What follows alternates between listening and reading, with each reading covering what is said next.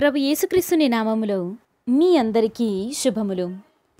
పరమ పవిత్ర తిత్వైక సర్వేశ్వరుని మహోత్సవము. పుడమి కంటే ముందుగా విజ్ఞానము పుట్టెను. మొదటి పట్టణము సామెతల గ్రంథము 8వ అధ్యాయము 22వ వచనము నుండి 31వ వచనం వరకు.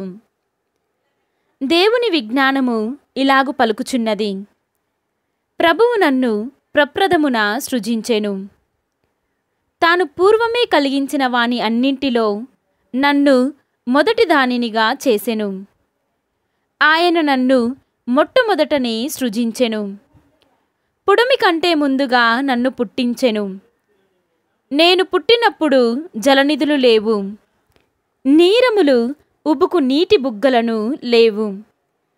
పర్వతములు రూపొందక మునుపే, తిప్పలు నెలకొనక ముందే నేను జన్మించి తిని. ప్రభువు భూమిని మైదానములను చేయకముందే, ప్రథమ భూరేణువులను కలిగింపక మునుపే నేను ఉద్భవించి తిని.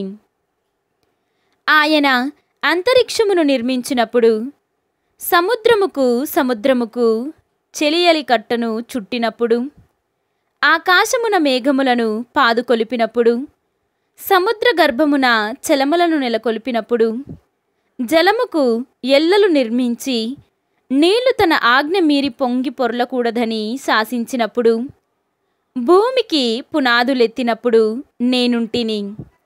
నేను ప్రధాన శిల్పి వలె ఆయన చెంత నిలిచియుంటిని. పసికందు వలె రోజు రోజు ఆయనకు ఆనందము చేకూర్చుచు నిత్యము ఆయన సన్నిధిలో ఆటలాడుకొనుచుంటిని. ఆయన చేసిన పుడమి మీద క్రీడించుచు ప్రమోదముతో మానవాళి మధ్య మనుచుంటిని. ఇది ప్రభువు వాక్కు. సర్వేశ్వరునికి వందనములు. భక్తి కీర్తన.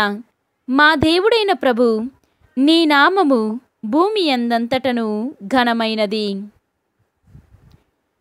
మనకు రక్షణ లభించు సమయము మరింత దగ్గర అయినది. రెండవ పట్టణము పునీత చిన్నప్ప గారు రోమియోలకు రాసిన లేఖ 5వ అధ్యాయము 1వ వచనము నుండి 5వ వచనం వరకు. సోదరులారా, కనుక విశ్వాసము వలన మనము ఇప్పుడు నీతిమంతులముగా చేయబడుటచే మన ప్రభువగు యేసుక్రీస్తు ద్వారా దేవునితో సమాధానపడితిమి.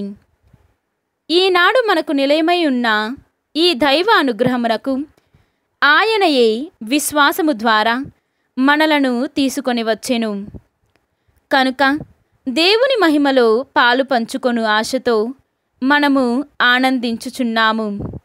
అంతేకాదు, మన బాధలలో కూడా మనము ఆనందించుదము. ఏలయన కష్టములు ఓర్పును, ఓర్పు సచ్చిలమును, సచ్చిలము నిరీక్షణను కలిగించును. ఈ నిరీక్షణ మనకు నిరాశను కలిగింపదు. ఏలయన దేవుడు మనకొసగిన పవిత్రాత్మ ద్వారా తన ప్రేమతో మన హృదయములను నింపెను. ఇది ప్రభువు వాక్కు. సర్వేశ్వరునికి వందనములు. ఈనాటి సువిశేషము పునీత యోహాను గారు వ్రాసిన సువిశేషము 16వ అధ్యాయము 12వ వచనము నుండి 15వ వచనము వరకు.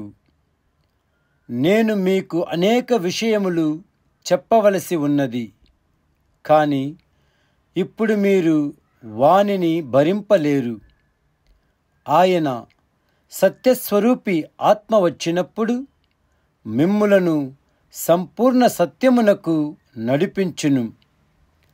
ఆయన తనంతట తాను ఏమీ బోధింపక తాను వినిన దానిని బోధించును. జరగబోవు విషయములను మీకు తెలియచేయును. ఆయన నన్ను మహిమపరచును. ఏలన ఆయన నాకున్న దానిని, నా నుండి గైకొనిన దానిని మీకు తెలియచేయునని చెప్పితిని. తండ్రికి ఉన్నదంతయు నాది. అందుచేత నా నుండి గైకొని మీకు తెలియచేయును అని చెప్పితిని. ఇది క్రీస్తు సువిశేషము. క్రీస్తువా మీకు స్తుతి కలుగునుగాక.